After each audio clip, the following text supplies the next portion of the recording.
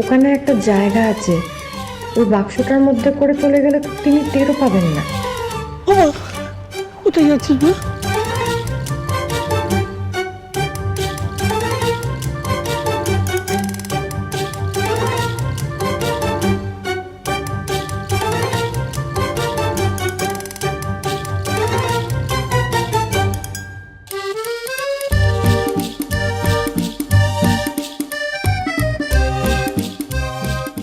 হয়ে গেছে স্যার, চলো তাহলে।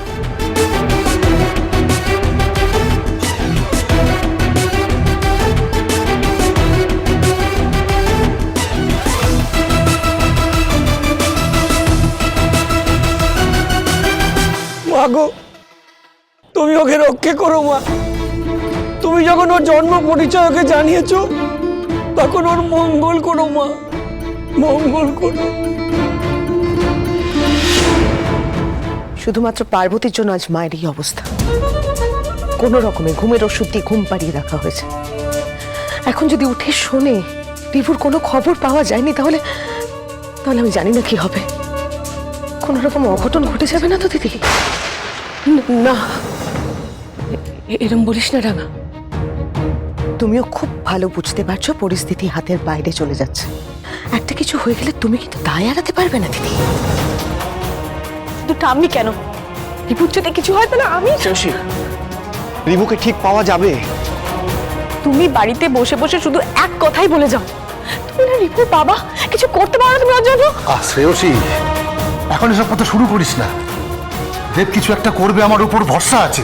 ও নিশ্চয়ই কিছু একটা করবে। সেটা করুক, কিন্তু আমি ওই পার্বতীকে এই বাড়িতে আর টলারেট করতে পারবো না। আমি জানি পার্বতীকে এবারের অনেকেই পছন্দ করে না, কিন্তু আমি তো মেয়েটাকে অপছন্দ করতে পারি না। কি করব বলো? ওকে যতবার দেখি আমার শুধুই মনে হয় যে আমি এবার পারুকে দেখছি। কিন্তু কি করবে বলো, আমরা তো কিছু করতে পারি না। দেখো তো দেব ফোন করেছে কিনা। হ্যাঁ, হ্যালো, তুই কোথায়? কি বললি? রিভুকে পাওয়া গেছে?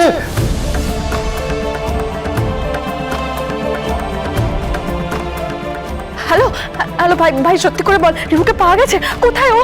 দিদিয়া ওয়েট কর একটু, রিভু আমার সাথেই আছে, নে কথা বল। মা, রিভু কোথায় চলে গেছিলিস বাবা? আমি একটু অ্যাডভেঞ্চার করতে গেছিলাম। রিভু তোর এই অ্যাডভেঞ্চারের চোটে আমি তো। শ্রেয়সী, উনি এসব কথা বলো না, রিভুকে তুমি বাড়িতে আসতে দাও।